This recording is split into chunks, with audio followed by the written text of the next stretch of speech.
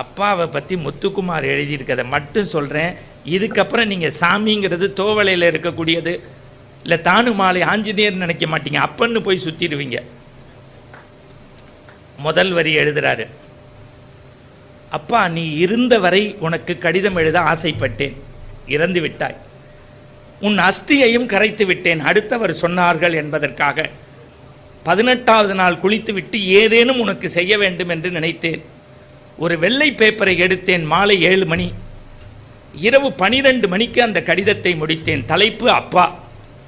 உன் அஸ்தியை கரைத்த பிறகு நீ எனக்கு சேர்த்து வைத்த சொத்து எது என்று பார்த்தேன். நீ எப்பொழுதும் ஒரு டைரி எழுதுவாய், தமிழாசிரியர் என்பதால். இதுவரை வாழ்க்கையில் 13 டைரிகள் எழுதிவிட்டாய்.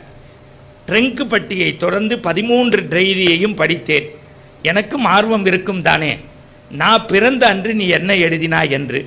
அந்த பக்கத்தை புரட்டி பார்த்தேன். 1974 உலகத்தின் 2வது அறிவாளி பிறந்த தினம் என்று எழுதியிருந்தார். கீழே படித்தேன், காக்கைக்கு தன்குஞ்சும் பொன்குஞ்சு என்று எழுதியிருந்தாய். நல்ல வேளையப்பா, நீ தமிழாசிரியர் என்பதால் வீடு மட்டும் இன்னும் அடமானம் வரவில்லை. பிற மொழிகளும் தெரிந்திருந்தால் நீ மாதத்தம்பளம் வாங்கி மார்க்கெட்டுக்கும் மல்லிகை கடைக்கும் சென்றதை விட புத்தகம் வாங்கிதான் என்னை அறிவாளியாக்கினாய். அப்பா, இதுவரைக்கும் நான் 22 கதாநாயகனுக்கு பாட்டு எழுதியிருக்கிறேன்.